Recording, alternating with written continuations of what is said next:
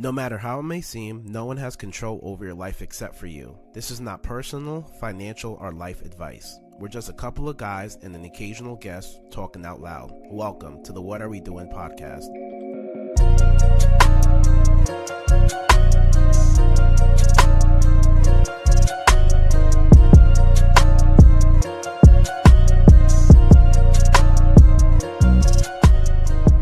Morning, guys. Yo. You had an intro. We're just a couple of guys and occasional guests talking out loud. This is What Are We Doing podcast. What's up, everybody? What's up? Happy Monday. Thanks for listening in.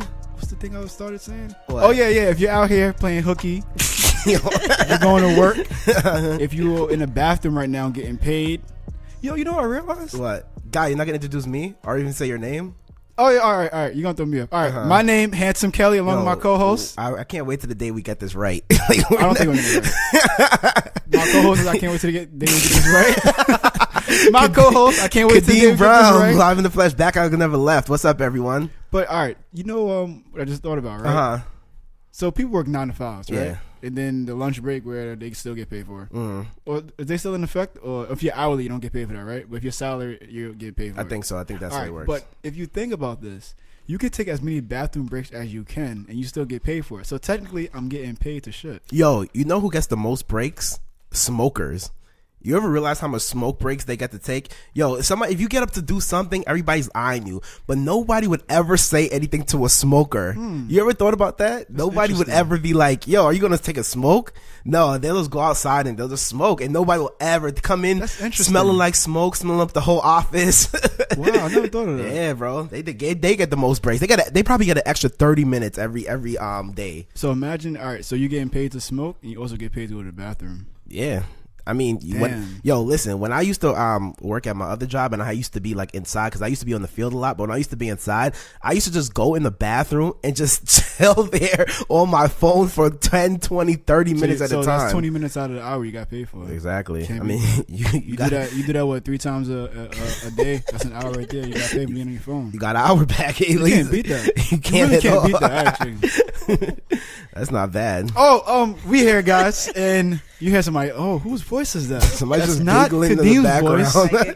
That's definitely not my voice. That sounds like we have a guest on this episode. Another guest. Oh, God, man. But this one is actually going to be interesting because we had a debate a few episodes ago about, what was it? If you need a therapist or a mentor, you know, the difference between them. And, you know, you guys know my opinion on it, my thoughts. We'll talk about that today. So what we didn't even introduce you yet. Stop talking. We're gonna edit that out. So anywho, we have a therapist. We found one on today's episode. We looked far. Yeah, this was hard. We looked close, but we finally found one. We read you guys' emails, and you know we actually responded to a therapist who we have. Where do we find this therapist? I actually came over and she was here. Yeah, I live here. Whoa, really? Oh, you live here. Who are you? Hi, everyone. My name is Tasha Brown. I'm Kadeem's sister. Wow. Yeah. Oh, snap. That's funny. Yeah. My sister's a therapist, everyone. Who would have thought? Who would have thought, living right next to me? Crazy, man. Yeah, I was listening to the podcast and he was like, if you know a therapist, hit me up. And I just sent him a text message like, excuse me. Email. You sent him an email. I sent him an email. I'm sorry. At What Are We Doing podcast? Yeah. What Are We Doing PC at gmail.com. And I was like, do you like what? Do you not know what I do? I guess he does it. Yeah, I had to school him really quickly to let him know. All right. What type of therapist are you? Yeah. So I'm actually a clinical psychologist. So I have a PhD in clinical psychology. And I work mostly with children and adolescents and emerging adults. So 21 to 25 also. All right, so we're in that age group. The thing is, you see, I knew she was a psychologist all the time. Right. But I knew that. Everybody asked me, what is your sister do? I always say she's a child psychologist. That's a good description, right? That's a great description. Nobody ever said therapist. I've never heard nobody say therapist. She's a therapist. What do you think a psychologist is? A psychologist? I thought that was just like, I don't know, like a behavioral doctor or something like that. I didn't know. Therapist? So all therapists all psychologists are therapists. You serious? No, not really. You serious? You see that? And so don't blame me. Like, I thought she was a psychologist. Okay, it's two completely different things. Like, clear it up. What makes somebody a therapist? Okay, so let me start with psychology in general. Okay. So a psychologist, if you are a psychologist, you can be a psychologist in many different things. So you can be a clinical psychologist, you can be a school psychologist, you can be a industrial organizational psychologist, and there's several types of psychologists who do therapy. And there are different mental health professionals who also do therapy. So psychologists do therapy, clinical social workers do therapy, drug and abuse counselors do therapy. Do you have to be licensed to do therapy? Yes, you have to be licensed. So what if I do therapy but I'm not licensed? Am I considered a therapist, or I'm just someone who has great knowledge? You wouldn't be doing therapy in the first place because you don't have the training. That's kind of questionable. So we'll talk about what therapy is actually, but if you're going to a therapist, they should have a license. So what's the best therapist the state to go that to? you live in? There's states that don't require you to have a license? No, all states require you to have a license. What about countries? What? So if you live like abroad, so if you live in like Europe, yes, there's specific countries will have their own licensing. What about like Cuba or something? Yes. Why would she know that? I mean, I can go to Cuba. There's specific requirements in most countries to be a therapist. Okay, so there's a bunch of different type of therapists out there. So what's the best type? And people ask that a lot, and I think it just depends on what you're looking for. Okay. So I usually, and I'm a little bit biased, I usually say look for a clinical psychologist. Why so? Or a counseling psychologist or a licensed clinical social worker. Why so? Mostly because they have specific training in mental health concerns, and they can probably offer you the best services for your mental health concerns. I think it boils down to a training aspect. So I would recommend a clinical psychologist, a counseling psychologist, or a licensed clinical social worker. What about behavior? What do you mean, like a behaviorist? Yeah. So you see the term behaviorist a lot when it comes mostly to working with children. And there's like ABA therapy, and those are really teaching behavioral skills. And they also have license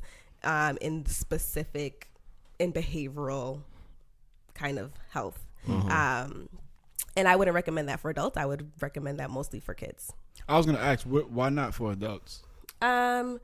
Because I think by the time you are an adult, when you're in therapy, you're working on a lot of different things. So yes, you might want to be starting to make behavior change. So by nature, a behaviorist, someone who is a pure like an ABA specialist, or someone who's teaching behavioral skills to kids, are teaching different ways to structure and change behavior.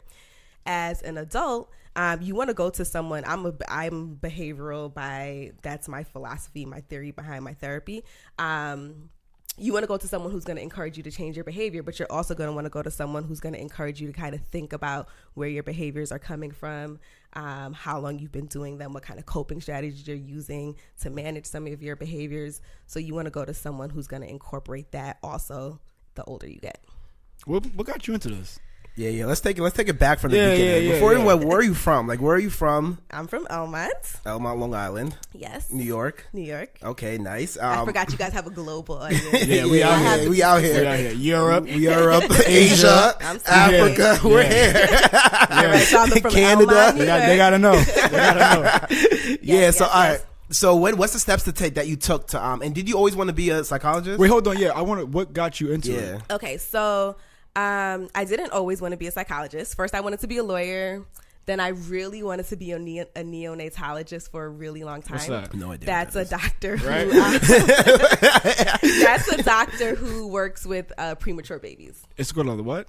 A doctor who works with premature. No, what is it called? A neonatologist. Neo? Yeah. Neo or Neo? Neo, like from Matrix, Neo. Yes. Okay. So what's the prefix for that? What does that mean? Do you know or no? Neo, young, small. Duh. Makes sense. Yeah, so I wanted to do that. And I actually went to college saying, you know what, I'm going to be pre-med. And that lasted like a month. What school did you go to? I went to Syracuse University. How long? Upstate New York for 4 years. Okay. Oh, nice. So you did 4 after or just 4 straight? So I graduated from high school and I did 4 straight years of college. What did you study in Syracuse? I did child and family studies, and I actually added psychology after my first year. And I also had a minor in African American studies. But what made you add it? So I always knew I wanted to work with kids. And I wrote this story actually in all of my graduate school applications. There was this family at my church, and they had this kid he had a lot of behavioral problems. And I would just watch everyone like trying to get him to calm down. And I was like, what is happening here? And then when I got to Syracuse and I started taking my child and family studies classes, they started talking about clinical psychologists and how they work with kids and to help with these behavioral issues. And I always thought about what if this kid had the services he needed, the right person to kind of help him, and mostly his family and his mom get back on track. And so that's kind of how I got into psychology. So like a mentor or like a therapist? A therapist. It's not to get there yet. Are you ready to go there? So I went to Syracuse for 4 years. Yep. And then I actually applied to graduate school right after college. Do you feel like you needed to go to grad school?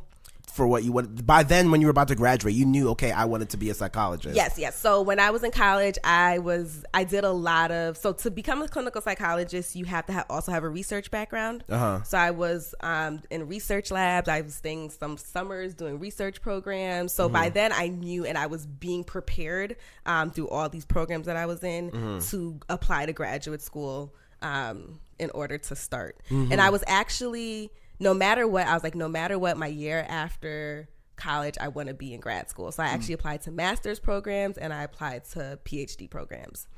What's the difference between those? So a master's. I think our guests know that. Yeah, so a master's program. Kitty was like, I'm asking for I thought you had to do master's then PhD. I don't know what's. Okay, so I applied to solely master's program. So a master's program. I think I applied to a master's program I applied to one master's program actually in. I think it was clinicals. I can't even remember. Okay. It was in Boston. I do remember that. And they were giving me money. That's the only thing I remember. Did they know your name? They did know my name. Did you catch that? Did you catch that? No. I didn't catch that either. The song Boston. But no one knows my name. All right. Another geography. He's good at these geography jokes. You bring it back every single week. That's a great song. You guys don't know these songs. What's up with y'all? All right. So what program did you end up going to? Where did you end up going? So I ended up moving to Chicago after undergrad, and I went to DePaul University. How long? For 6 years. That's how long I was in grad school. So I lived in Chicago for 5 years. And then I moved to Miami for my internship. It was your last year of grad school. And then I stayed 1 extra year for a postdoc in Miami. And I actually just moved back to New York a couple of months ago. Welcome home. Welcome back. I'm so excited. All the places and you didn't really talk about. So this is my sister, everybody. So I know a lot of stuff. Yeah. So, but I'm finding out a lot of new stuff right now too. Okay. But you didn't talk about you living overseas. I mean, like going studying abroad too. Oh yeah, when I was in that's college. huge. How you just study? I clumped that into my college experience. So yeah, when I was in college, I studied abroad in Paris for a summer. And what did you study there? I studied the African diaspora in Europe, specifically in Paris. Hold on, you making jokes. Oh my gosh. Stop being rude to our guests. Especially me, out of all the guests. Out of all the places you live, where did you like the best? Ooh, so I love Paris. I was actually there last week. And I was like, I loved it. Out of all the places, where did I love the best? So in retrospect, I loved Syracuse. When I moved to Chicago, transitions are hard for me. I'll start by saying that. I just don't do well with transitions. With change, especially like geographically, moving to new places. And I feel like throughout from college to grad school and finishing grad school, I literally had to start over 3 different times. So college, I feel like I got adjusted. It was rough, but I got adjusted fairly quickly. Chicago, I loved Chicago. By the time I left, I could have stayed there and I would have been perfectly fine. But it was an adjustment. It took me about 2.5 years to adjust, to feel really, really settled. I literally moved somewhere I didn't know anyone. I was in a new city. I was living alone, and then I'm starting this really, really intensive program. How was that? I'm actually thinking about just dipping. Well, when I leave New York, I'm thinking about going somewhere where I don't know people. Where you don't know anyone. Hold on. Do I start looking for new co-hosts? Do I start looking for a new co-host? No, you guys can record this. This weather's crazy. Shoot me a heads up, bro. Yeah. So Chicago was a hard transition. Oh yeah. Oh, how do we do that? Just don't leave, please. I didn't think about that. That's a great point. Anyway, guys, so Chicago was a hard transition, but I adjusted. Miami, rough. Mm-hmm. Miami, rough. Why? I never fully adjusted to Miami. I had a horrible time in Why? Miami. The weather was amazing. Everyone's like, Miami, how could you not adjust in Miami? People are really important for me, and community is really important for me, and I just never found that in Miami. So you think it's more like a party thing? No, just South Beach is more like a party kind of scene. The rest of day. Miami is kind of, I call it like living on a country on a country island. Mm-hmm. That's cool. It was a good experience to live in a warm climate, but that's about it. We'll give like a tip, like what helped you best adjust to a lot of places? Like what do you do? I mean, when you go away to college, it's easy to adjust because they have all these icebreakers and everything like that. People around you as but well. if you're in a grad school, it's kind of harder because you're not really going to all those social events. And your program's really small, and you're there for a reason. Mm-hmm. Not like you're there at college for a reason, but there's that social atmosphere built in. Mm-hmm. I think finding a community. So tapping into a community. And as you get older, you know what you like. So you know that, okay, I need the gym in order to be good. I need to go to church in order to be good. I need to go to a real grocery store every week to be good. So when you move to a new place, just automatically start doing those things.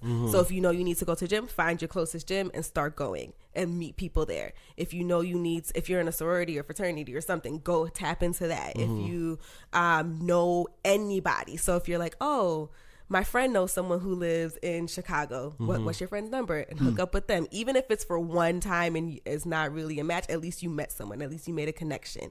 At least you found a new place to go to. I say doing that, and then give it time. Give it time. And I always tell myself this. I think my first 2.5 years in Chicago would have been a little bit different if I wasn't like, oh man, I wish I was at home. Oh man, I wish I was at home. I spent a lot of time being like homesick. And I think that energy made me a little bit more homesick. What about overseas? Oh, I love Paris every step of it. That was like a free vacation, probably. Let me tell you, the only time I got homesick, I never told Kadeem this. The only time I got homesick in Paris and I cried that day was the day of Kadeem's high school graduation because I missed it. You missed my high school graduation? Oh, you don't even know? Oh my gosh! Wow. So that is literally the only day that I cried. He didn't even realize you did. He was like, I was happy I barely passed. I barely made. I was like, oh, they give me this piece of paper. Same here, man. I was going to graduate. Legit, I got kicked out of school. So that was literally the only time I loved every moment there. And college too. I was homesick for like a week or two. But yeah, give it time. Things take time. Adjusting to a new place takes time. And I had to tell myself this in Miami a lot because I ended up staying for an extra year and I wasn't planning on it. But sometimes if you go to a new place and it's not like your life in the other city, or it's not a life that you're used to, sometimes that's okay.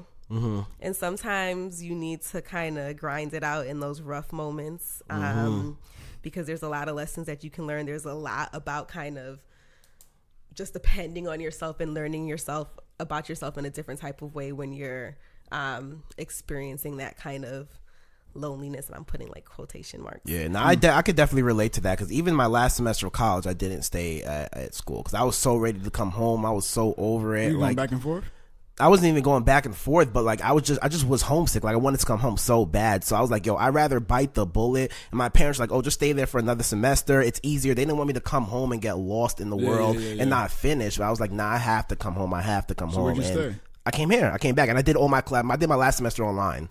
Oh, wow. So I did everything online, and it was a struggle, but you made it work though. We made it work. That's it. All right. So what are you doing now? What are you doing now? You're back in New York. You got all your degrees. You got everything. You got your doctorate, PhD. Yep. Dr. Brown. So don't say Dr. Tasha. Brown. Dr. Brown with us. I apologize. Disrespected. I apologize. Dr. Brown. No, I didn't stop me. But Dr. Brown's here. No, he's writing it on. He's writing a paper. I work with I work at a hospital. Okay. I'm in a school-based mental health program. Basically, that means I see most of my patients in a school. Okay. In an elementary school, and I see a couple of patients at the hospital also. So you're back and forth between the hospital and the school then? Yeah. Okay. Yep. So that's what I do. Okay, that's cool. And what do you do at that school then? I see kids with a wide range of behavioral problems, also kids who have some PTSD. Kids PTSD with kids?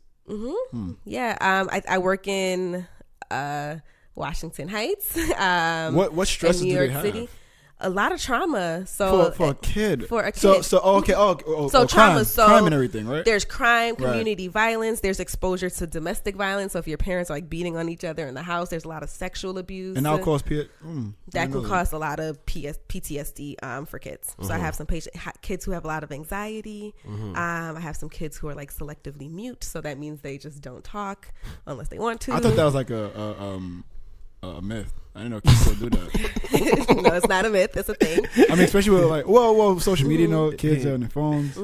And then I worked with some kids who have autism. So I see kids with a lot of, a wide range of concerns. My favorite kids are the kids who have extreme behavior problems. That's kind of my specialty area. Working with kids who kind of have extreme externalized. So how do you find these kids? Like, what's the indication that the kids need help? There's a lot of indications. So number one, the biggest thing I think, since I'm working in a school building right now, is they're having a difficult time in school. So they're getting failing grades, or the teacher can't control their behavior, or their parents can't control their behavior, or their anxiety's getting into the classroom so much that they can't function. They're not getting good grades. They're crying a lot, of behavior problems. So nightmares, changes in appetite, not being able to sleep. So there's a lot of indicators that a child might need help. Yeah, I had one growing up. I just wanted to know if you had what? The therapist. I had one too. And not a therapist, but I had an in-school one too. Yeah. They were probably therapists, guys. Yeah. Guidance counselor, therapist. The person you never wanted to go to, they called you down. You're like, oh. Oh, is that what my kids are saying? Every once per day, something like that. My kids like coming to see me. That was like free, like out of the class free. So I was cool with that. And then honestly, I mean, I was like, I'm into Batman, so like the mysterious side. So growing up, I had that as well. So I always tell them what they wanted to hear. So I get out of the class and then I'll be doing my thing, and it worked, man. All right, question that I have. I think we talked about this personally. Me and you talked about this in a while. All right, growing up, you can say I was a troublemaker, right, in the family. I always got in trouble. I always was in trouble. I was taking the beatings for you every week. For me, taking the blame off you. Tasha was the goody two shoes. I was not a goody two. We have different personalities. He was taking the blame. No. I was just taking beatings. I was just so bad that they didn't even look at Tasha. What were you doing? Me and Kadeem have different personalities. What was Kadeem doing? That's not about Kadeem. It's about you. Yeah. This is forwarded to my question. Yeah. Okay, go to your question. What is your question? All right. So, how can you relate? How can you relate to those kids who are have behavioral issues and everything like that? When you grew up and you were that straight A student, you have your PhD, your bachelor's, you have all these good credentials. You were always on the narrow path, never getting beatings, never getting in trouble. How can you relate to these? I feel like I would have a better job relating to the kids more than you would do relating to the kids.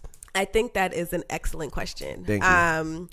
He said thank you. And we have talked about this. Yeah. And I think there's different ways to look at this. There are some kids who have behavioral difficulties, some adolescents who have behavioral difficulties because there is a real clinical concern. So they have something clinically wrong with them. And when I say clinically wrong, that's something diagnosable. So there's some imbalance in brain activity. There's some trauma. There's something that is causing this significant behavior. Then there's some kids, and I think you fell under this kind of kid. Don't categorize me. Who are just like, I don't care. I'm not going to follow the rules. But do you think there's a reason why he didn't care? I thought this was not about me. No.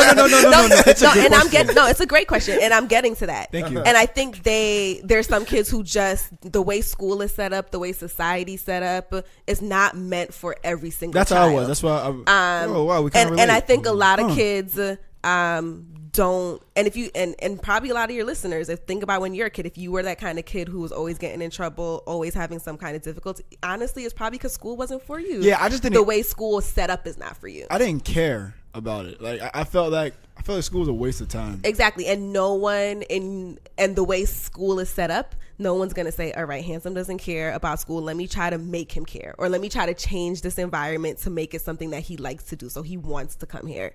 And so I think about you a lot, Kadeem, mm-hmm. when I work with some of these kids, and I'm like, this is kind of like Kadeem when he was younger. But and so I'm not trying to change. I'm not trying to change who they are. Mm-hmm. I don't ever want to change who these kids are. That's not the goal of treatment. The goal of treatment is saying, hey, unfortunately, we live in a society where school is not set up for you. The system is not set up for you. How can I teach you some skills that are going to help you at least be able to stay in school, not get suspended every day, not get in trouble when you get home? How can you learn some of those coping strategies to help you throughout the day? I got 2 questions right now. The first one is, if you feel school is not for them, mm-hmm. why the structure of school? Yeah, why gear it for them to stay in school? Because unfortunately, if kids don't go to school in this society, their parents go to jail, and kids need an education. And I think school learning is for everyone. Right, I think all children need to be in a setting where they're learning, mm-hmm. And where they are enriched and they're exposed to things that's going to help them learn. Mm-hmm. The way school is set up doesn't cater to everyone's learning needs, and so. Unfortunately, especially I work in a low income, highly stressed neighborhood. These kids don't have the resources for their parents to be like, oh, this school system's not working out. Let me pull them out in homeschool and get a whole bunch of people to come in and work with them. Or let me move them to this school where I know they're going to do everything to help them. Not everyone has that luxury. So they need the coping strategies to stay in that school. It's just like if you're at work, or a lot of adults have jobs where like, okay, I need this job to survive. Mm-hmm. And there's a lot of things about this job that's not set up for me, but I need it to support my family. And if an adult was coming to therapy, it'd be like, okay, what are the coping strategies that you need? If you feel like you cannot get out of the situation, what are the coping strategies that you need in order to survive? Basically. So do you work with adults as well? Right now, no, I do not work with adults. But have you worked with adults? In my training, I worked with a few adults. Now, do you feel that kids, teachers... And I work with parents, so yes, I consider parents the adults that I work with. So do you feel that the kids, the teachers and their parents, do you think they need therapy as well? Yeah. Yeah, I think that, yes. I think a lot of teachers need therapy just because I don't know how they do it. Kudos to all the teachers of America. I think it's a stressful job, especially if you have kids who are coming to school with a whole bunch of baggage. So you're not only dealing with whatever they character traits and exactly their parents, whatever happens at home. So you're not just dealing with teaching. You're trying to deal with all their home stuff. Right. So yeah, teachers I think need therapy, and parents, of course. I personally do not believe it's beneficial for a child to come see me every single week and then I don't ever talk to their parents. I don't work with their parents. Mm-hmm. Because what happens is the kid starts to learn to please me, so say whatever they need to say to me, behave with me, and I have the perfect child in front of me. That was my strategy. And then so I know that's not effective. What I need to do is call their parents in, talk to their teacher, because they're the people who are dealing with them on a daily basis. So pretty much you get to the root of the issue. Yes, and that's what therapists do. Get to the root. So how does one know that they need a therapist, and would you recommend a therapist for everybody? So let's talk about like your age audience. So what would you say the age range of your audience is? I would say like 16 to 30, 40. I would say 16 to 40. Okay, so like emerging adults, adults, adolescents. So how does someone know that they need therapy? Mm-hmm. That is a really loaded question. So I think the biggest sign that you need therapy is that you are having some sort of distress.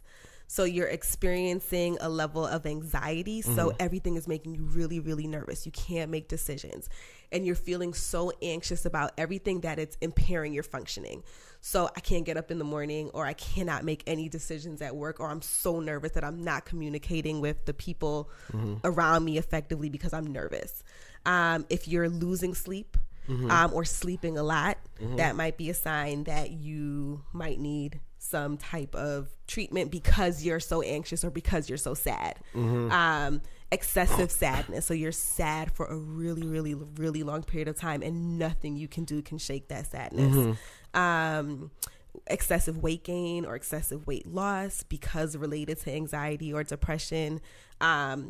Having a lot of dysfunction in your relationship. So if all of a sudden everyone's like, I'm not messing with you anymore, or you don't feel like, if you're usually a really social person and then you're like, I'm not feeling this anymore, that also might be a sign. Loss in activities, like pleasurable activities. So if there's something you really love to do, and then all of a sudden you're like, I don't want to do this anymore. And you just cannot shake that feeling. And that is causing you a lot of difficulty. So it's making you not function at work. It's not helping you hit your goals. Those are some signs that you might need to go to therapy. Do you feel that you can be your own therapist if you understand how to get to the root of the issue? No. I think the word therapist in general means a trained professional who is able to help guide you in order to help you get to the root of the issues, but more importantly, to teach you coping strategies. So if we get to the root of the issue, all right, we got to the root of the issue. Okay, so what next? So it's not just about getting to the root of the issue. It's, okay, let's get to the root of the issue. And then also, let me teach you some strategies or help you. Let's together think about the strategies that are going to help you function better in your real life. Do you have a therapist? I was just going to ask that. So when I lived in Miami, I needed a therapist in Miami because I was like falling down a hill at rapid pace. And I actually found a therapist that I really liked. And I went to her, and then my insurance, that good old Uncle Sam. Yeah, my insurance wasn't, I couldn't afford it. And then my insurance, the way it worked out wasn't, she was trying to give me like a discounted rate. So I couldn't continue with her. But now that I have better insurance, I'm going through that struggle right now. I'm going to look for one. And I think, my experience with her, for as very short as it was, I think was a good kind of introduction. I could have used a therapist all throughout grad school, all throughout postdoc, especially. I definitely could have. But so I've had a brief moment with the therapist. But I would recommend, if you feel like you need one. So you're looking for a therapist now. What steps are you taking to look for a therapist, and why? And like, what kind of therapist would you be looking for? And if somebody else was out there that day, you're like, oh, maybe I would want to see a therapist. Like, what advice would you give them to find the perfect fit? Psychology Today. So you can go to Psychology Today. We'll leave that in the show notes. Yeah, it's a great resource to find a therapist in your area. Okay. The great thing about that site is that there's a lot of search like criteria that you can click off. So you can click off your insurance company. You can click your age. You can click off what you're dealing with. And then you can find a person. Dope. One thing when you're looking for a therapist, it's just like when you go to any doctor. You don't need to go to this therapist and be like, okay, I'm stuck with this person. I always recommend that you find someone who works for you. So you're going to go to a therapist. You're going to be sitting there spending time and money with this person and telling them a lot of stuff. So you want to make sure it's someone you're comfortable with. So if you go to a therapist the one or two times and you're like, this is not a good fit for me, it's okay. Find someone else. The therapist's feelings will not be hurt. Just go find someone else who works for you. How many sessions would you give it before you look for somebody else? Or do you think I don't fuck with this person? If you go and automatically you're like, this is not gonna work, don't give it another session. Okay. If you go and it was uncomfortable. So this is the difference. So therapy is uncomfortable. Yeah. Even when I went to, I was gonna ask that, it's uncomfortable. So you're going to be uncomfortable no matter what. So depending on the kind of person you are, but most likely you're going to be a little bit uncomfortable. It's nerve-wracking. You're going to someone to kind of bare your soul, for lack of a better word.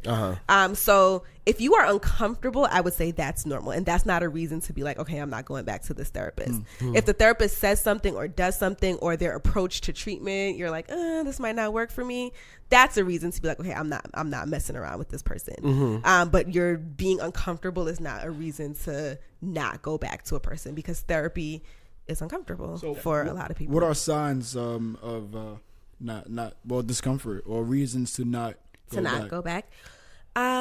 Besides like the obvious things, like let's say the therapist like jumping up and down while you're trying to talk.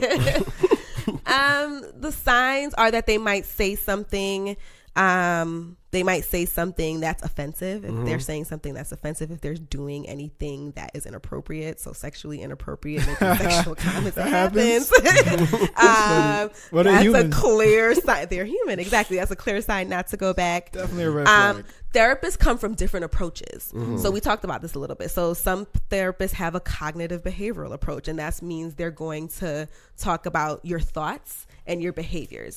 Some therapists have a psychodynamic approach. That means they're going to want to sit there and they're going to want to talk about what happened when you were 3. Some therapists have, there's so many different approaches, and that's a great thing to ask your therapist about. And usually on Psychology Today, you can read, everyone will have a really nice description. Ask your therapist, okay, what's your approach to treatment? What are we going to be doing?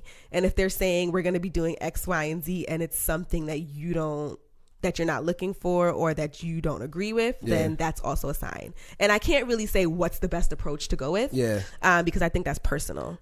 All right. Is it hard? You talked about you didn't have insurance. You went through a little time. Like for me, I'm going through a transition phase. I would love to have insurance, but having insurance and not having a job. Wait, you don't have insurance? I have insurance, but like they're hiking that price up every single month. But you're going to keep it though, right? Okay, good. I am. Mine's $187. Yo, my insurance started at $79. The next month, listen. The next month they hit me with $179. Oh, I just got a letter last week. They hit me with $495 a month. $495? Yeah, mine was $197. I got lucky. Yo, I don't know how. You need to call them because they shouldn't be changing it like that. It's a rapid change. That's a huge change. I saw that. I was like, well, 100%. Surge. So insurance should not be the deciding factor and if you can get therapy or not. So honestly, I think everyone should have free mental health care, and the therapist should still get paid. But you can, number one, see if they take your insurance. Number two, a lot of psychologists or licensed clinical social workers will have what you call a sliding scale. Okay. So if you see a therapist and you're like, oh man, I really like this person, but they are out of pocket. And if you see out of pocket, that means that you just have to pay. So they'll say, all right, it's $300 a session, pay me $300 a session, and maybe I will give you something to get reimbursed by your insurance company. You can ask your therapist, do you have a sliding scale?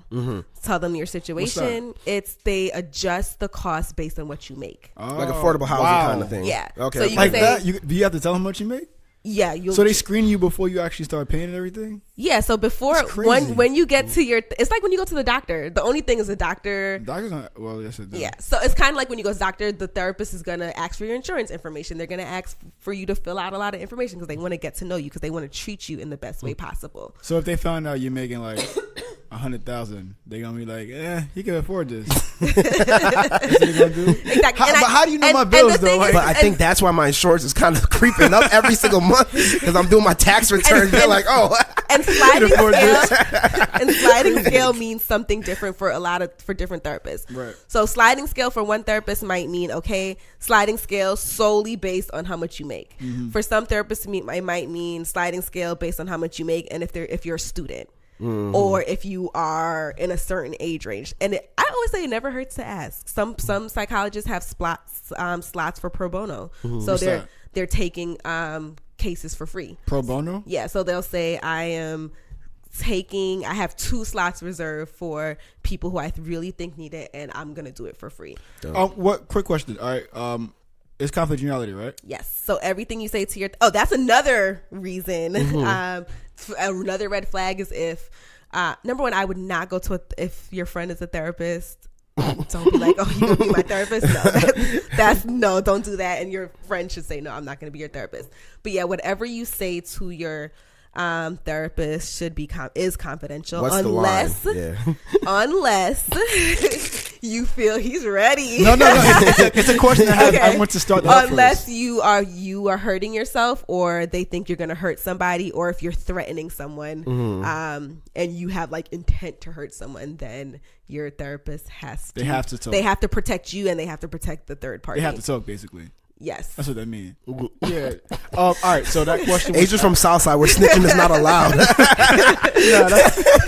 But it's always for your safety or another person's safety. Yeah, no, that makes sense. All right. Okay. Now, have you ever been in a situation where you had to speak up?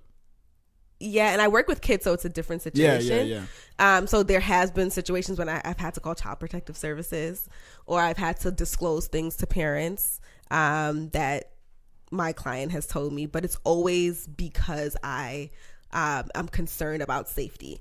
And my approach to, and this is also, and I'm biased, I think this is a really good sign of a good clinician, is they don't do it in secret. So if I ever need to call ACS, if I ever need to tell a parent something that someone told me, if I ever need to break that confidentiality, the first person I have the conversation with is my client. Right. That's I was going to ask that. Yeah. Now, when you break it, do they feel like, yeah, you've no, because I've broken the rapport. Like, no. I've never had a situation where they've been like, I'm not coming back here because you did it. Because number one, I tell them, okay, I say, hey, number one, you remember that I'm a reporter. I have to protect you. I start with all of that. Remember what you told me. I need to report that. If it's ACS, I'd say, all right, to the parent, okay, this is what happened. I need to tell. And then I give the option. If it's kids, I say, do you want me to tell you? You have 3 options. I can tell your parent by myself. I can tell them, and you can be in the room, so you can tell them, so you can hear everything that I'm telling them, or you can tell them, and I'll be in the room, and then I'll just kind of jump in to kind of fill in the holes.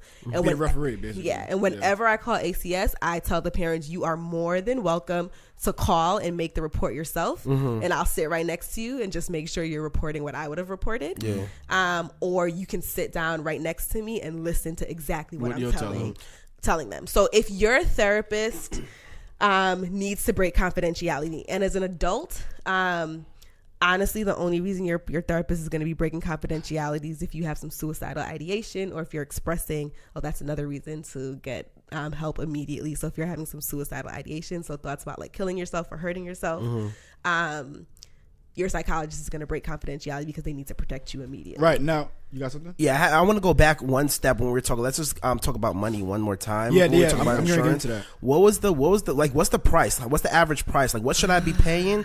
And what priority should I put it in? Should I put therapist before going to the gym, or should that be like after going to the gym? Like, what kind of bodily health would you put first?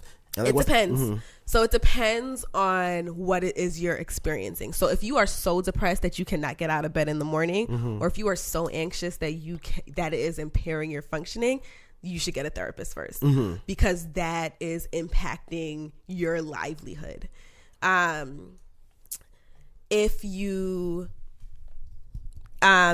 Actually, when I couldn't go to a therapist in Miami, I ended up getting a personal trainer. Okay. The personal trainer is low-key like a therapist, low-key. But I would recommend if your concerns are impairing your functioning, the therapist is priority. And the cost really depends on the type of provider. So it might differ if you're going to a social worker or if you're going to a clinical psychologist. It differs based on where you live. So therapy in North Carolina is going to be cheaper than therapy in New York. Okay. I would say sessions range probably from, I would say $150 to $300 a session. Okay. Just depending on where you live and depending on the provider. Should you feel like you're getting a better service if you're paying more, or no? No. Okay. So pretty much it's just like who you fit with. Who you fit with. It's like going to the store. I'm big on checking credentials. Like, check their credentials. Check where they went to school. Like, this is a person who, it's not, if you had cancer or something, you're not just going to go to any old doctor. You're going to make sure you research that doctor. You're going to make sure you research where they went to school. You're going to make sure that you know exactly where it is they're coming from. The same thing with your therapist. Don't just look at their profile and be like, all right, this person is good. They have a nice picture. You want to make sure. Look at them for an hour. You want to make sure that you research them and you want to, and that they're a good fit for you. All right, so now we're going back to like we're talking about like suicide and mental health like that. Some people suffer with those problems their whole life. Yeah. So how what's like a sign that you can say, maybe I need to see somebody? Or a lot of people probably wait to that last minute and they don't ever see anybody. So what are some signs that I can know, like, okay, maybe I need to go see somebody or talk to somebody? You personally, if you're dealing with those things, in terms specifically of like suicidal ideation. Yeah, we can talk about suicide. Yeah.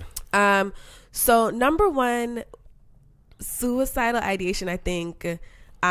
What's the word ideation mean? Thoughts. Okay. So if you're having suicidal thoughts, so if you're thinking, I don't want to be in here anymore, I'd rather be dead, I want to kill myself, those are thoughts of having. So that's suicidal ideation.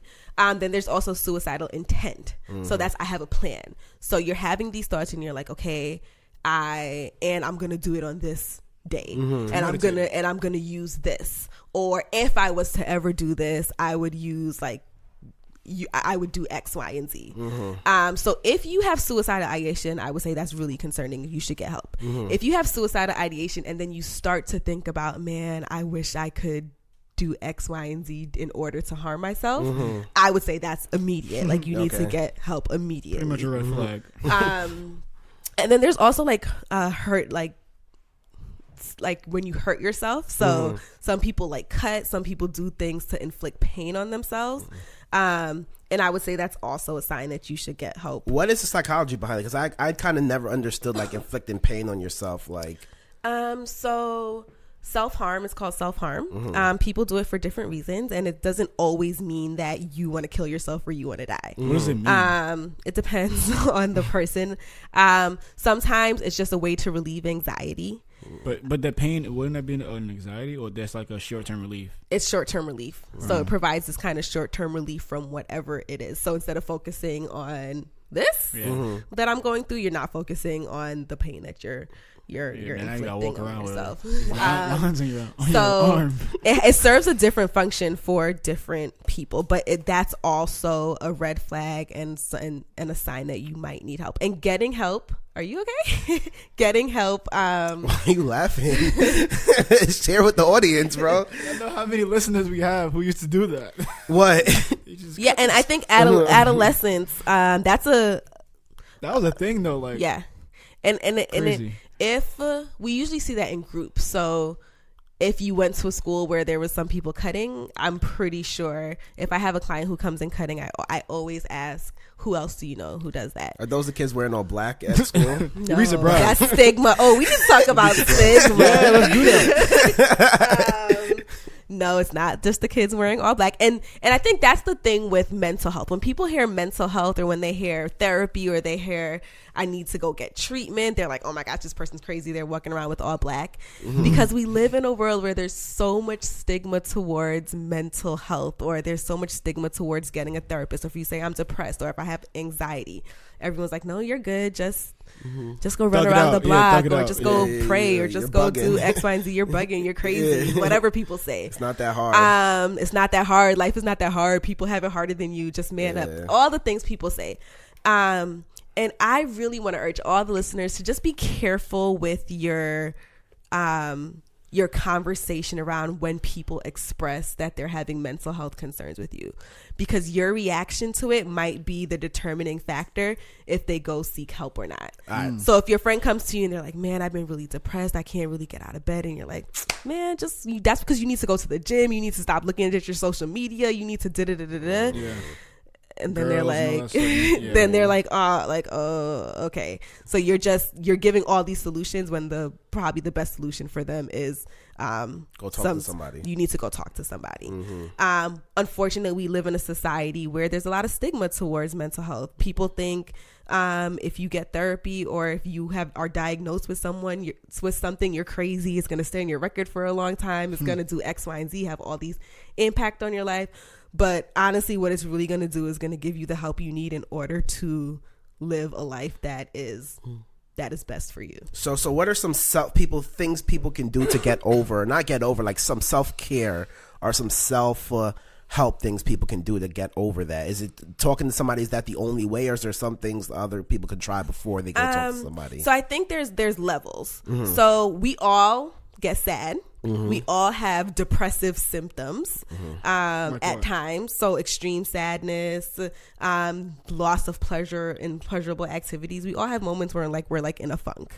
That's natural human emotion. We all get anxious about certain things. We all have moments when we're like, oh man, I'm really nervous about this.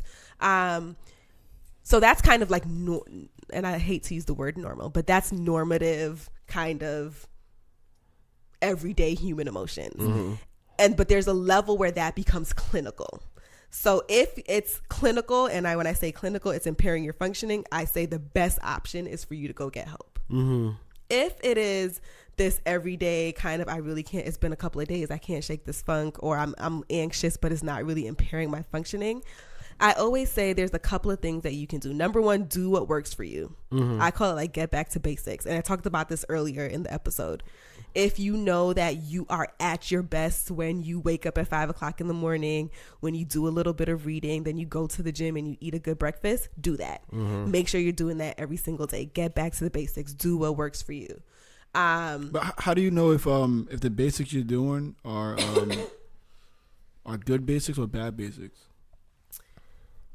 Like, how can you identify the things you're doing is not working for you or working for you? Right. I think, you know what? Sometimes we don't give ourselves enough credit. I think you intuitively know when something feels good for you and when something is not feeling good for you. But a lot of times people do things that are considered bad habits, but they feel it feels good to them, so they continue doing that. What? Give me an example of that. Like drugs?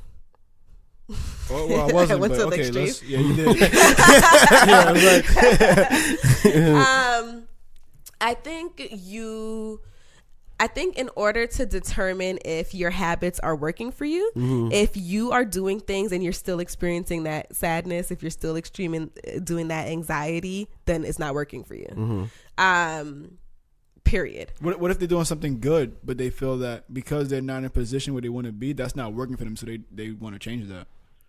Yeah, I feel like in the society today, people have that I want it now mentality. Right. And if they don't have it now, they kind of get frustrated or backbent. And like now for them, it's like, oh, I just started working on this 3 months ago and I expect it now. When in all reality, stuff take years and years and years to come. Like we see it in trading all the time. Like we know, like to get the degree and to be successful at where you're at, you were at school for what, 8 years? And people think even with trading or any other activity, they're going to pick it up and they're going to be successful in 3-4 months looking at everybody else's success. So, yeah, I kind of lost the question. What was the question that you had? So you're asking kind of how when you start experiencing symptoms of anxiety and depression because you're like, I need to rush this. Yeah. That's where I was going. Yeah. So we live in an age of social media. We live in the I want it now, I got it now. I think go back to basics, and also you can still have mental health concerns. It doesn't matter if it's not fair to say this person should not be having this because they need to take their time. They just need to wait it out. They need to be patient. They still might have those same levels of clinical concerns, or they still might be experiencing those things, even though they might need to wait a little bit longer. But the way that they're set up in terms of their coping strategies, they just can't handle. They are not prepared to handle the waiting part. So I think developing coping strategies, and that's what therapy is about, developing the coping strategies that you need. So whether it be the coping strategy you need of learning how to wait, learning how to manage your anxiety, learning how to get when you feel like you're in a dump, what can you do to get yourself out of that? Learning the coping strategies to get you through those periods of time. We talked about like drugs. You mentioned drugs a little bit. How does one know when drugs, it goes from recreational drugs to like, yo, I'm abusing it because I need something? Like, how can one identify that? And do you like believe in like recreational drugs? Yes, I do. Okay. I think people do drugs recreationally, and if that's your thing, that's your thing. So how do you know when it's like you're bugging? I think if it is causing you to lose, like if you're losing your job, if you can't function, if it's hurting your relationships, if you are selling your things in order to get this drug, if you need it to be functional, so you can't, if you don't have it, you are not functionally, you're experiencing withdrawal symptoms. So if you are not using the drug for a period of time and then you start having withdrawal symptoms, that might be a sign that you need to get some help from a drug and alcohol abuse counselor specifically. Yep. That might be a little personal. Sorry, can you prescribe drugs as a therapist? Oh, so that's a really good question. So in some states, psychologists, in most states they can, but in some states psychologists can prescribe drugs. The person who prescribes drugs for mental health concerns is a psychiatrist. And a psychiatrist is a person who goes to medical school, and they have a medical license, and they are prescribing drugs specifically for your mental health problems. Your general practitioner can also prescribe medication for mental health concerns, but I would highly recommend that if you are getting drugs for depression, anxiety, bipolar disorder, you want to make sure that you're going to a psychiatrist, just because that's their training. They're trained and specifically on the brain and not a therapist. Right. So how do you feel about somebody taking drugs and like, not drugs, like but Adderall? Like, not even what? Adderall. How do you feel like somebody taking like drugs for like prescription drugs for like to handle depression and things like that? Do you feel like it's more that's a psychiatrist? No, just in general. Somebody's going through problem, whether they're suicidal, whether they like they're having behavior issues. Like, how do you feel about somebody taking drugs or going to a person like you to really say find the root of the problem? Because me personally, I don't believe in that. I feel like you shouldn't be taking any drugs. If somebody comes to me like, oh, my psychiatrist or something prescribe me drugs, I'd be like, nah, don't take it. You can. Okay, so don't. Number one, you're not a psychiatrist or a doctor or anything, so you don't have any business telling someone not to take something that a medical professional. It's a thin line and it's a personal decision. I think we need, when we talk about depression, when we talk about anxiety, when we talk about people being bipolar, I think it's so quick to forget that these are chemical things that are happening in our brain that are causing these issues. So it's not all like, okay, this happened, so now I'm depressed. For some people, it might be that. But for some people, it's this, my brain is going through all these chemical changes. There's a chemical imbalance in my brain that is causing this issue. And medication helps with that. The research really tells us that a combination for some diagnoses or for some concerns, a combination of medication management, so getting medication, and therapy is the best combination. And I'm not saying you need, if you are depressed or you're anxious, you definitely 100% need medication. I'm saying that for some people, they really need to consider it.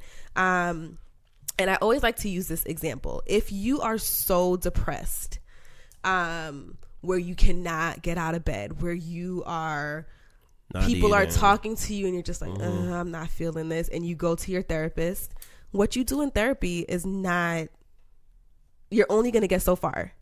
What the medication does is it brings up your mood a little bit, so that when you go to therapy, you can learn the coping strategies and you can actually use them.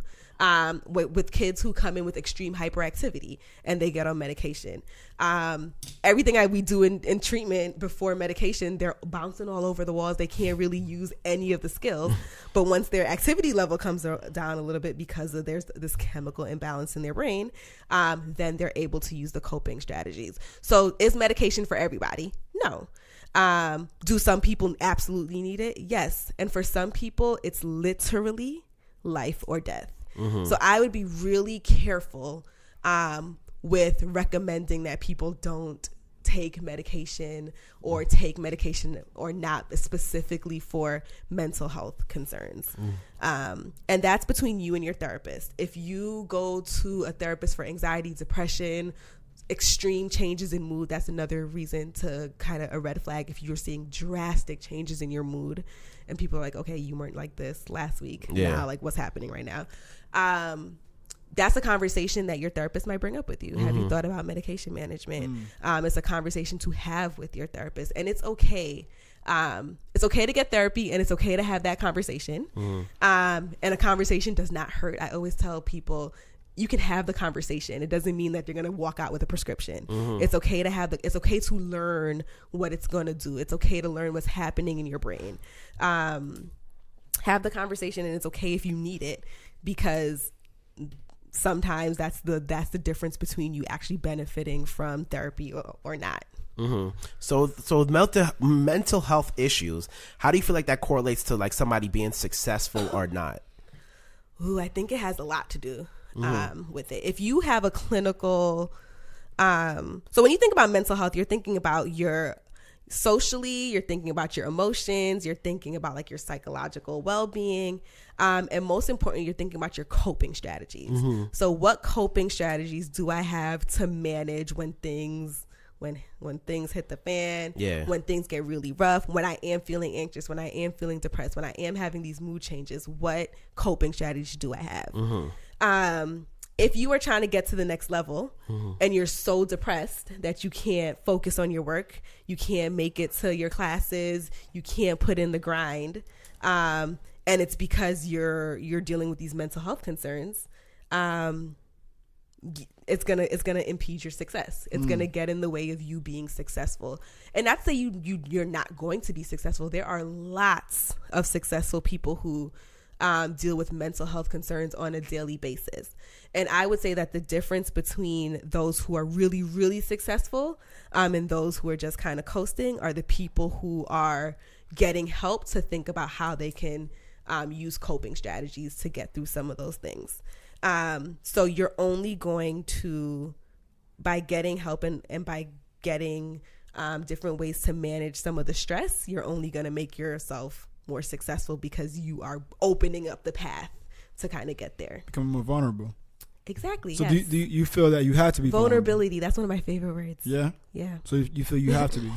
Yes, I think number one, going to therapy is making yourself super vulnerable. Right. You need to. You're literally sitting there talking to someone, telling them. Hopefully, you feel comfortable enough to tell them things that you wouldn't be telling everyday people. You need to be vulnerable. And unfortunately, we live in a society where being vulnerable is a little bit, especially I think for men, people don't really, it's hard for people to be vulnerable because you get hit with so many different reactions. You don't know what your friends are going to say. You don't know what's going to happen. And so you're afraid to be truthful about what it is that's really going on. So yeah, being vulnerable is, I think, the first step in kind of your process of getting help, because you need to be vulnerable with yourself and admit, okay, I need help. I need help. And it might be more than help from my friends. It might be more than help from my mentor. It might be more than help from my coach. I need like professional help for these concerns. Right, that's also getting to the root of it. Exactly. So pretty much before because you did say mentor, and I do want to get into that. Okay. You mentioned like talking to friends and like as Kadeem said, he's not a therapist. Okay. So let's say if a friend comes to you and say, bro, I'm feeling depressed right now.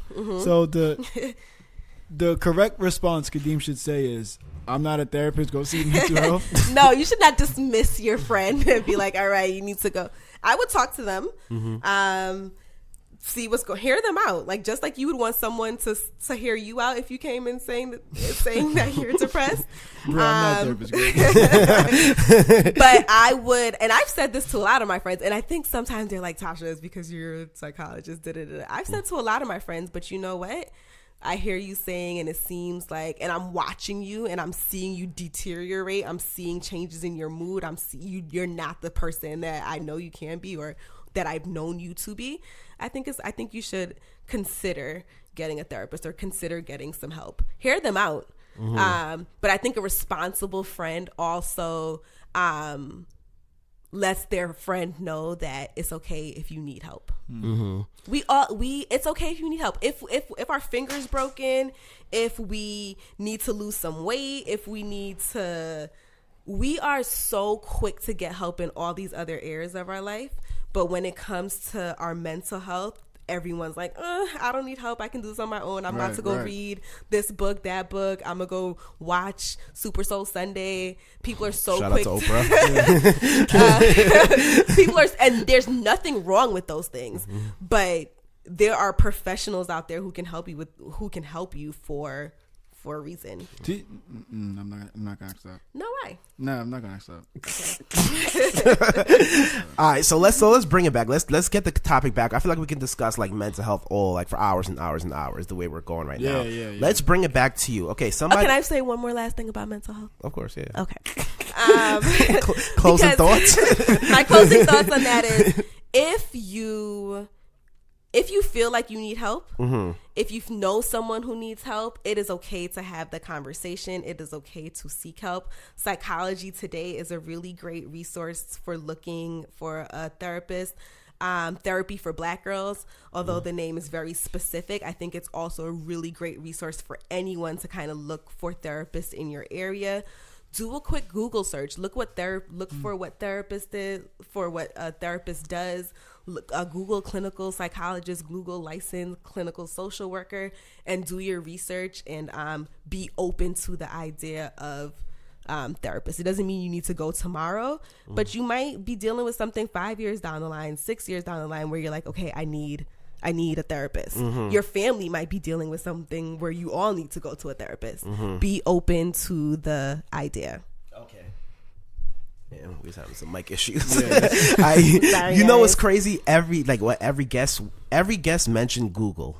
Like every mensch said Google at least once or twice in in our conversation. Repetition. So I feel like yo, if anything you're going through right now, like yo, Google it. Like that should be your first source. Like, and Google should not be your therapist though. So don't Google like, okay, I'm feeling these symptoms. What should I do? Yeah, that's what about Google Assistant? Not your therapist also. But when you talked about community also, when you talked about like trying to adjust to a place, like do you feel like getting on like a forum or something like that and joining a community, like an online community, or do you feel like it's better to go in person and talk about something like that? Yeah. When you're dealing with mental health concerns, or when you are moving to a new place? No, when you deal with mental health concerns. Ooh, that's a really good question. That is an excellent question, and I'm so happy you brought that up. You guys are high-fiving. I think it depends on what it is you're going through, and what space you're in. I would say it's tricky because a forum or a group might be the push you need in order to get treatment. A forum or a group might also be the space where people dealing with the same exact concerns are just sitting there talking about it and not really talking about coping strategies or talking about solutions. It might be just a place to kind of for people to dump, and that can be really dangerous. Because they're not a professional either, any people. They're not professionals either, and if, say, you're handsome, you're feeling really sad, Kadeem's feeling really sad, I'm feeling really sad, and we're sitting behind the table, we're like, oh my gosh, I'm so sad today, I didn't do this, and nobody's offering solutions. Okay. So it depends. If you are in treatment and you are in part of an online group of other people who are in treatment and other people who are doing things in order to manage their concerns, yeah, go for it. But if you find yourself in a group where no one's taking the steps or doing the things they need in order to get better, then I would say stay away from those, because you just don't want to join that. And it's easy when you're in a vulnerable situation. It's easy to kind of be with like-minded people who are also struggling. Going through the same thing. Yeah, I agree. So the main, I think, discussion, or the main argument that me and H were having about why we went to get the debate that we were having, that we wanted to get a therapist was the difference between having a therapist and the difference between having a mentor. Okay. That there's a huge difference. So, and I'm going to use like a practical example to go through this. So a mentor is a person who most likely is in your field, someone you look up to because they have already reached a goal that you want to reach, someone who can kind of help steer you and guide you to get to your goals. Mentors really help keep you accountable. You meet with your mentors, they provide you that push that you need. So for example, if you I'm going to use the entrepreneurial spin because I think that's your audience. If you want to start a new business and you meet someone who's already in that business, you say, hey, can you mentor me? You meet with that person, they push you, they tell you some tips. If they see you slacking, they're like, hey, what's up? What are you doing? They kind of put you back up there. Pun intended. I missed that. What are you doing? Oh, yes, pun intended. I'm sorry, I missed that. A therapist, and you brought this up a little bit. So if you start working on your business and your mentor is pushing you and you're meeting with your mentor, and at some point in time you start getting really, really anxious. So you're so anxious that you're like, oh my goodness, I cannot go to this meeting. I can't take this call. I don't know what I'm going to do. And then you start shutting down. You're not able to do what you need to do in order to meet those goals.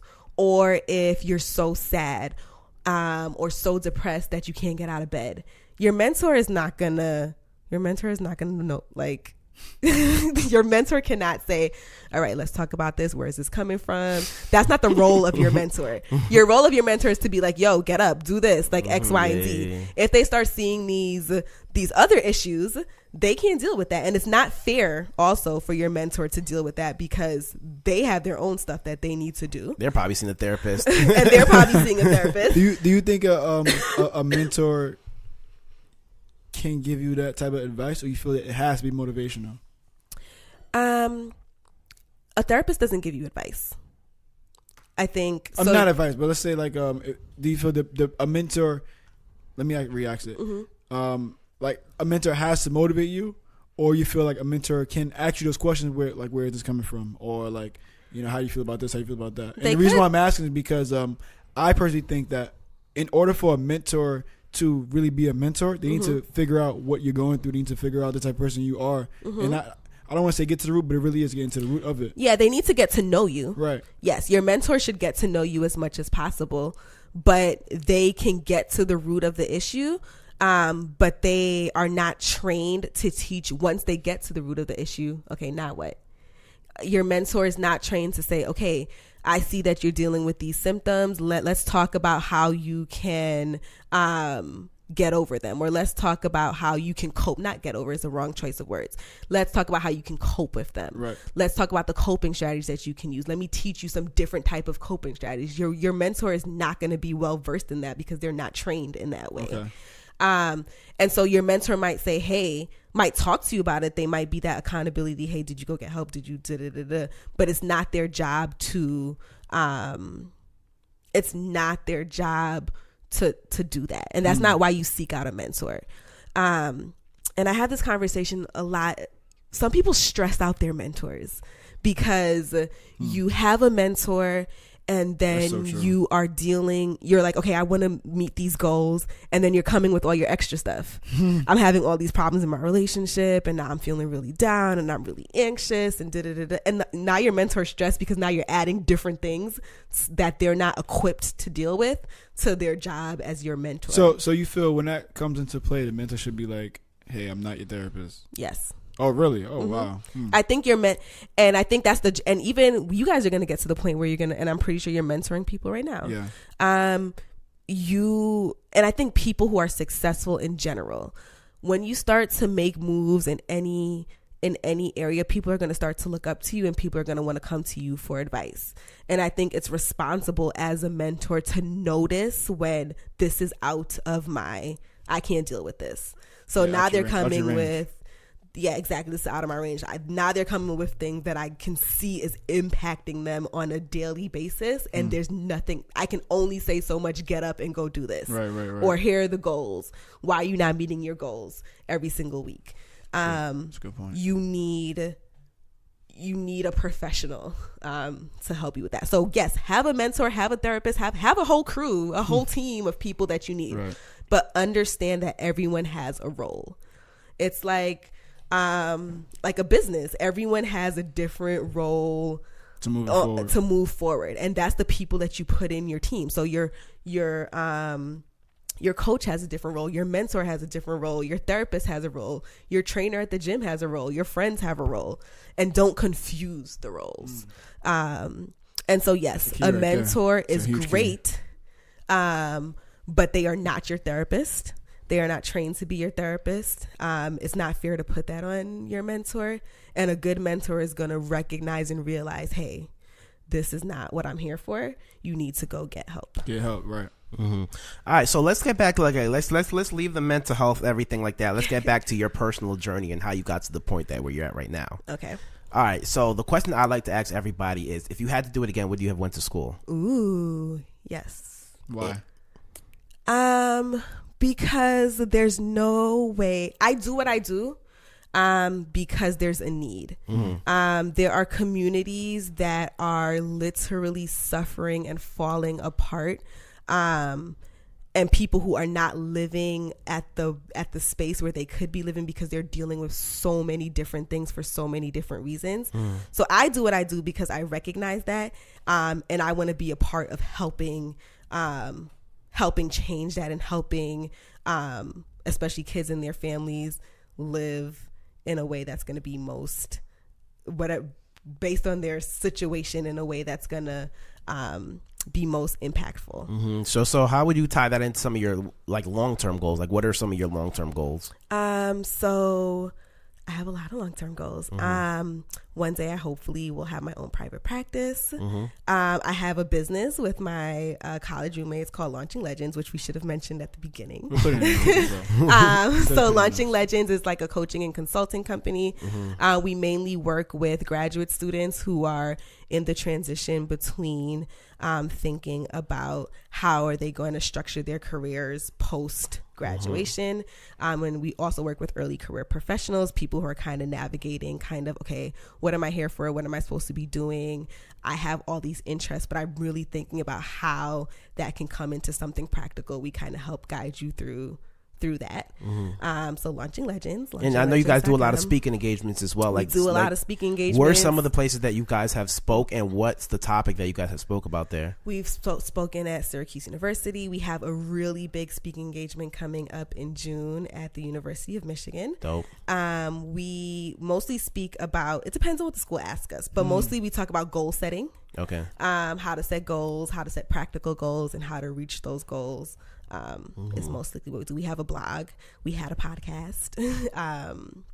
So yes, Launching Legends. Now, all right, it seems like you do a lot. Mm-hmm. How do you balance everything? Or do you believe in balance? Like work-life balance? No, I don't believe in that. I believe in work-life harmony. I think that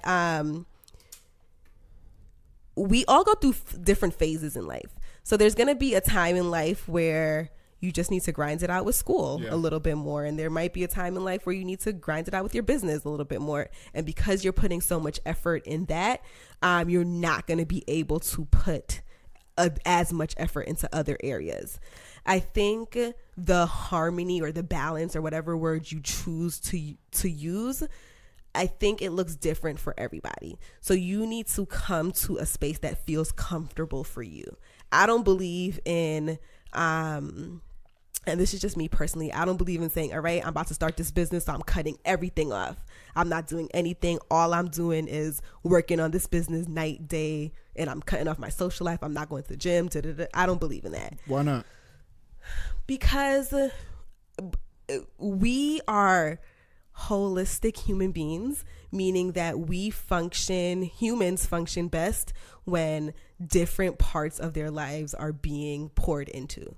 So we function best as humans when our work life is getting poured into, when our relationships are being tended to, when we're getting sleep, when our health is being taken care of, when whatever spiritual kind of fulfillment you need, when that's getting taken care of, when all those things are working together, that is when we are able to be at our best.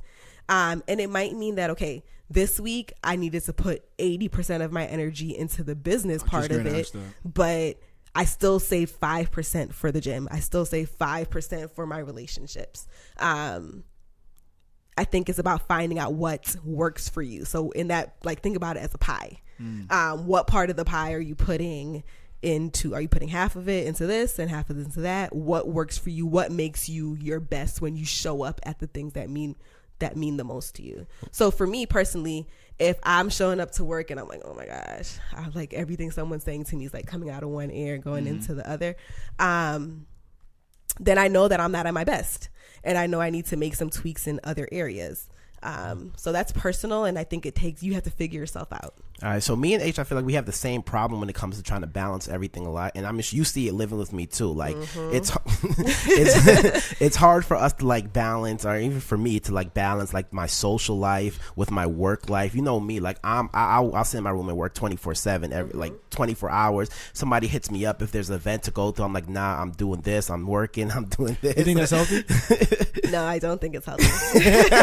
But yeah, keep going. So I was like I kind of lost my thought, but you see us working 24/7 because so we have a thing, we talk about this a lot. It's like, yo, how do we balance? Like we're kind of losing relationships with our friends, our close friends, but I mean the friends that know what you're doing, that kind of understand, but at the same time we're not having that social access. But for me, I'm like, you know what, forget everything else. I want to hit my goals, and my goals are so important to me. I tend to not like have tunnel vision and not pay other stuff attention. Like the gym, my sister was the one who told me to get back in the gym because I'm being a fat ass. So and I quote, it's actually helping out. Yeah.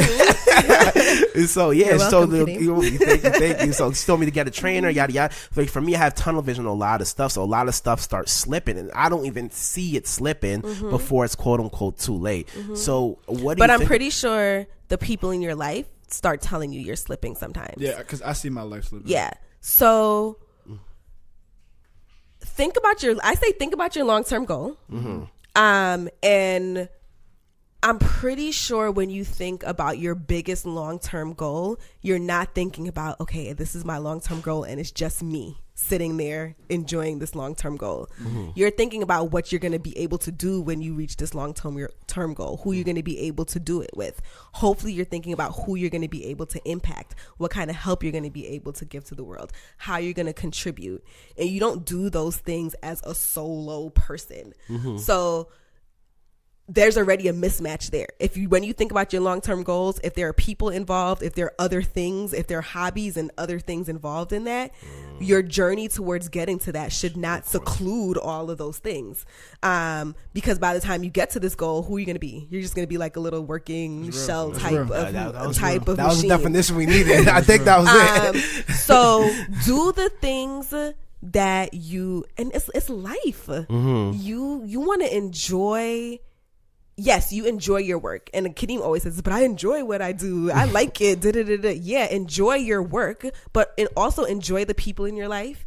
Enjoy the things that you're able to do. Enjoy experiences. Take care of yourself. Because those things, and the research shows, those things are going to help you live a longer life, number one. Help you stay healthier. And then give you more fulfillment, and to bring it back to mental health, those things are going to keep you mentally healthy. So it makes no sense to grind it out now, give everything, put everything on the back burner, and then 30 years down the line, you look back and you're like, oh shit, I don't have anything. I didn't do anything. I don't have anything. So it's more of like about prioritize. Yes, and if you have, and I always say this to people, and I think with Launching Legends, I talk about this with so many of my clients. If you have problems with the balance, schedule the balance things like you schedule anything else. So if you're like, okay, I need to go out to eat with my girlfriend on Wednesdays, and that's a thing we always do, that's in your schedule, and that is untouchable time like anything else. If you need to go to the gym, okay, I go to the gym every Monday at 3:00. No matter what, I go to the gym. When I was in grad school, I had to do this. For me, like going to church. So going to church, no matter what, I'm going to go every single weekend. Or no matter what, I'm going to go to the gym every single day. I scheduled it in, and that was untouchable. And yeah, so 90% of my day might be towards school, but I know I have that 3% of the day that I have already scheduled. So it's like a pie chart with your time as you do so. All right, so we talked about like your long-term goals. What are some of the short stuff, like the stuff that you want to accomplish this year or into next year? And what do you consider short-term when you first talk about short-term? So the way I do my goal, and I think everyone does their goals differently. The way I do it is the last day of every single month, I have like my journal. I take it out. I look at my goals from the last month and I say, okay, what did I do? What did I not do? I click it off. I think about, okay, what made me not reach it? And then I set new goals and I break it down into categories. So I have like spiritual goals, money goals, fitness goals. I have self-care goals also. Then I have career goals, and then I break them down month by month. A lot of them are to get me to bigger goals. Steps. They're steps. Yeah, I see short-term goals as these steps that are going to get you to that really big long-term goal. All right, so I want to like more people to relate to you. Are you at that age where I'm not allowed to ask you how old you are? I'm 30. I just turned 30 okay. 10 days ago. 30 30s. 30 30s. It's the dirty 30s. Yeah. That's what I said. Oh, you said 30 30s? No, 30 30s. Dirty 30s. That's what I said. Nah, you're saying with a D or a T? A D? Oh, okay. So you're asking me like some of my specific long-term goals? Huh? No. Okay. No. That was short term. Yeah, I just wanted to know like how everybody to know how old you were, so they can kind of see where the journey is that took you to that place. What's your podcast? It's Launching Legends. We're gonna put that And in the show notes we're as on well. Spotify. Okay. Okay, dope. Not bad So- at all. Not Spotify. I'm sorry, SoundCloud. Only. How is that? So we haven't recorded. We had a podcast, but there's some great episodes up there. If you go to launchinglegends.com, they're all there. All right, what's the episode? All our blogs are there. What's the go-to episode? We talked a lot about self-care today. Okay. So the self-care episodes is a really good check it out. episode Yeah, to go definitely. to. How many episodes you guys are in? We have about like 8 episodes. I'm gonna check it out all 8. Check them all Well, out. one It's question, me and my right? roommate from college. One question. All right. So if you could think of one word that got you to your current level of success, what would it be? Perseverance. That's a good one. And hard work. Nah, come on. Perseverance. You gotta pick Perseverance. Perseverance. Perseverance? Why? Because I think the journey towards big goals, it was hard. I remember distinctly my last year living in Chicago. I will never forget this. I was walking home from school. I don't know. I was walking home from school, a clinic, seeing a patient, something. And I was applying to internship. And I was crossing the street. And literally in the middle of the street, I was like, I never want to forget how shitty I feel right now. How tired I am right now. How over this I am right now. Because I don't ever want 20 years from now if someone says, how was the journey towards getting to X, Y, and Z? I don't want to say, oh, it was so easy. I want to remember that, no, it was hard. And I had to literally persevere to get through this. I had to step over so many different obstacles, so many different milestones. And sometimes I had to just pull from God knows where to kind of get To over make it through. things. What do you feel like your biggest help was going through all of your stuff? Every struggle that you go through, everything that struggle that you go through in your future, what's that one thing that I feel like helped you out the most? My faith, my trust in God, and then my support system. I'm really big on support. Like, you need people in your life who are going to push you, and not even push you. I think we all say, like, I need someone who's going to push me. I need someone who's going to do. Sometimes you just need a person who's going to listen to you. Sometimes you need a person who's going to push you and listen to you. Sometimes you're going to need a person who's going to be like, all right, cut that out and get back to work. Yeah. So you need all those different people in your life.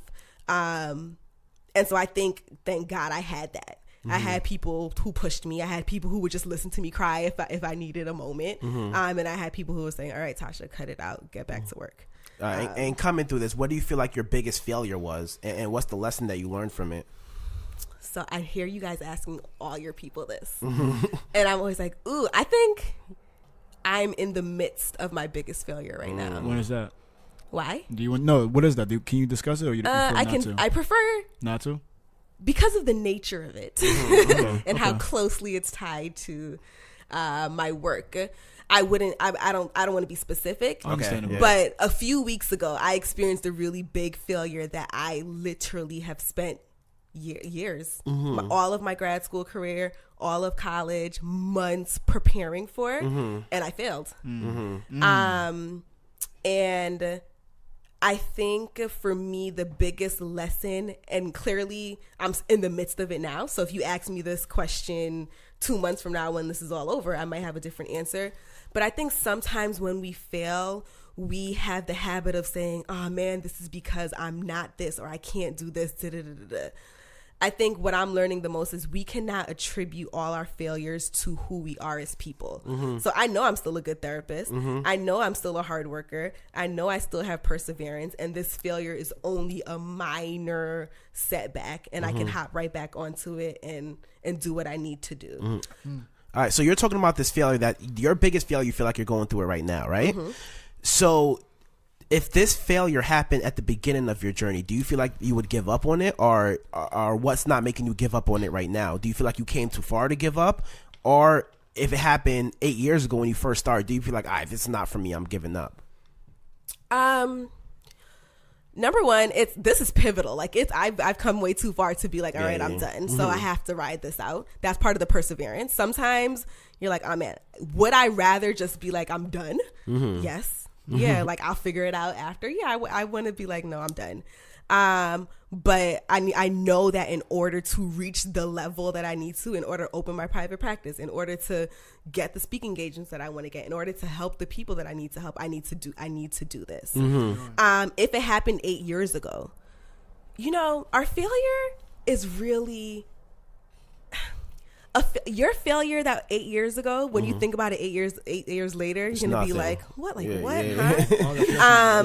So I'm thinking about some things that, like my first year grad school, that I'm like, oh my gosh, that was the biggest failure ever. Now I'm just like, okay, compared to this, this is nothing. The more successful you get, the more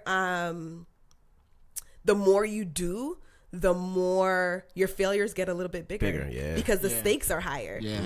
So a failure when you're managing $10,000 is not the same type of failure you have when you're managing $10 million. So you think about your failure in context. So I'm not going to think about a $10,000 failure the same way I think about a $100 million failure.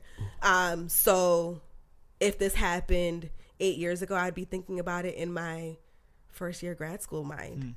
And that's very different than it was now. And I think my perseverance has been consistent throughout.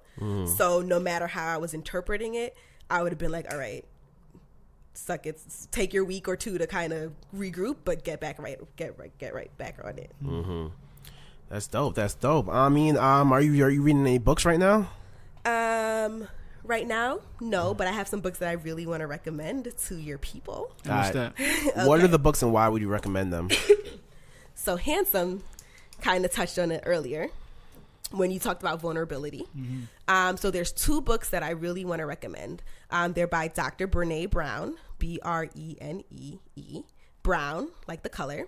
One is called Daring Greatly, and it talks about how to be vulnerable in every aspect of your life in order to reach true success. And she really talks about when we are able to be vulnerable, when we're able to be honest, that's when we are able to get to this level of success and relate to people and make change in the world. Also, the gifts of imperfection.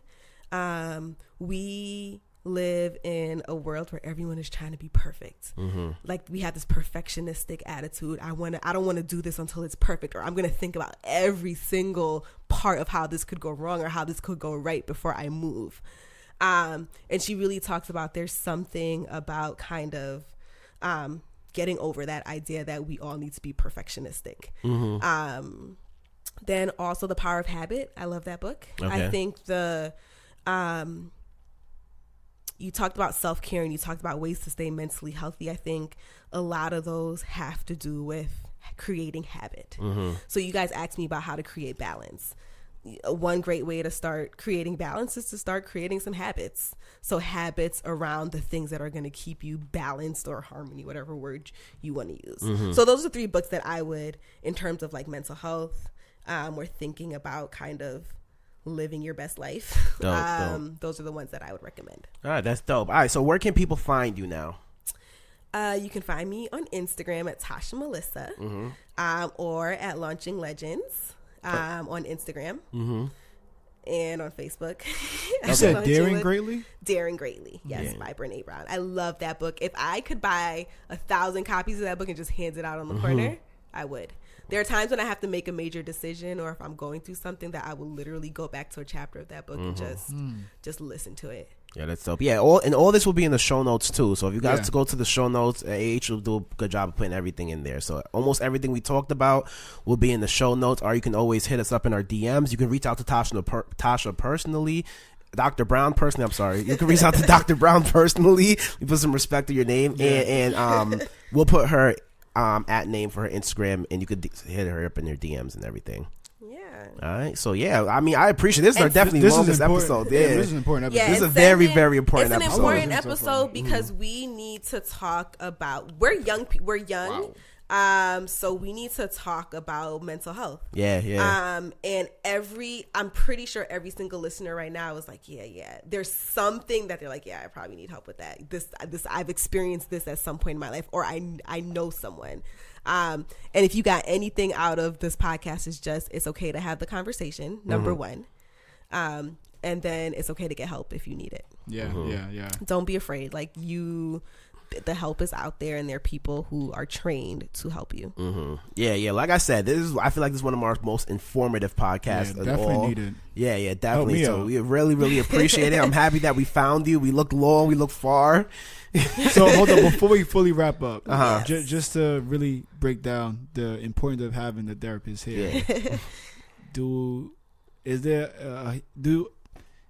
you need all right, can you have a therapist and a mentor as the same person? No. Okay, there we go. I think we touched on that because they're 2 different things. And also, you want your therapist to be a third party who is not influenced by any other thing in your life, who is just there for you. Yes, you want them to know you. Right. You want them to know where you're coming from. Right. But you also want them to be partial in terms of how they are approaching, how they gear you to make your decisions. The thing is, your mentor, you want your mentor to be like, you know what, handsome? No, you need to do X, Y, and Z to get to your goal. You don't want your therapist to start giving you full-blown advice. Do this, do this, do that. I was going to ask you, can your therapist become a mentor? I wouldn't advise it. No. Ethically, no. Once your therapeutic relationship is over, it's over. Okay. You get what you need from your therapist and you move on. Your therapist is there to guide you to use the coping strategies that are best for you. So there should be no other relationship that you have with your therapist other than your therapist. Honestly, if you see your therapist in the middle of the street and you guys are at the same event, you don't even have to you don't even have to be like, hey. You can just pretend they're not there. Your therapist. I don't feel the way by doing that. You don't have to. If I've seen people that I work with on the street and they don't even acknowledge my presence, and I'm completely okay with that. And I even tell them, if you see me on the street, you don't have to say anything. But what if they say, hey, but what if I want to?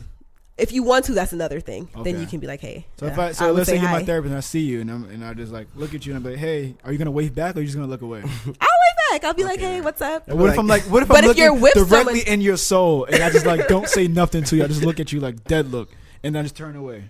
That's completely fine. If I see you on the subway, I'm trying to get that free session in. So I'm sitting next to you like, and I'd be like, you know what? Let's wait till our next session to talk about this. Yeah, they know they're doing. Yeah, and if you're with someone, and also your therapist is there to protect you don't have to tell the whole world that you're in therapy. And so your therapist, you can, I think, tell the world. We have all these. Charlemagne from Breakfast Club, he just did an interview with, I was literally just looking at this. I cannot remember. He talks about how he's in therapy. Jay-Z talks about how he's in therapy, and they talk about how this has changed their life. So talk about being in therapy because you wanted to break the stigma, but also know that you don't have to. Why do you think it's such a big thing now? I feel like therapy has become such a big thing in this mainstream media. Like, because people are finally starting to see how important it mental is. Health is. And also, people are starting to see how important it is because it's a big conversation. So anytime something major happens in the news, if there's like a shooting, it's because this person has like mental health concerns. So it's like a buzzword. And then also I think a major thing is that influential people are starting to be vulnerable. Right. And they're talking about their experiences in therapy, and more people are open to talking about it. So I'm pretty sure there are a good amount of people getting therapy before, but no one wanted to talk about it because it's like, oh, on the hush, like, I'm seeing a therapist, I don't want anyone to know. But now it's like, I have these concerns like every other human, and I'm getting therapy, and I'm brave enough to talk about that with other people. The last question I had, sorry, I have so many questions that keep popping up in my head. Being a woman in your industry, is that a hard thing to do? Or I feel like a therapist, I feel like I would want a female therapist, somebody so that's many much guys more, say that because I feel like I wouldn't want to tell females them know how to get into your head more than I feel like I would be more comfortable talking to That a is so female therapist interesting. than I wouldn't want to go. So do you think like men struggle in this field, or do women struggle in this field? That is number one. Psychology, it depends. So therapy is a female dominated space. In terms of the gender of your therapist. So are you looking for a male therapist? Are you looking for a female therapist? Go with what you feel most comfortable with. It's just like for women, like when you go to your GYN, sorry guys, like some people are like, okay, I would prefer a female gynecologist. She has what I got. Or some people are like, I don't care. I can go to whoever. So there's guys who do that as well? Therapy or gynecologist? Yeah. I've had a guy GYN before. And I'm the kind of person who's like, whatever, it's okay. They're trained. That's the thing. So your therapist is trained to manage whatever you're dealing with. So whether they be a woman or a male, they're trained. However, we all bring different things. Our personal experiences influence how we do whatever it is that we do. And so you have to keep that in mind.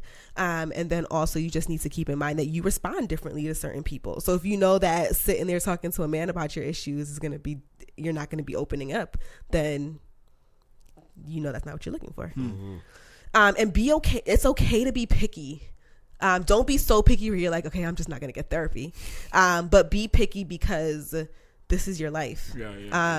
This is the foundation of your success. Your mental health is the foundation of your success. You can't do anything if you're struggling with significant mental health concerns. That's so true. Think about the time when how much money I lost. And I always go back to my last year in Miami when I was struggling. Like I was sad. I was sleeping all the time. I gained a lot of weight. And I think about how functional I was in other areas of my life. I was not.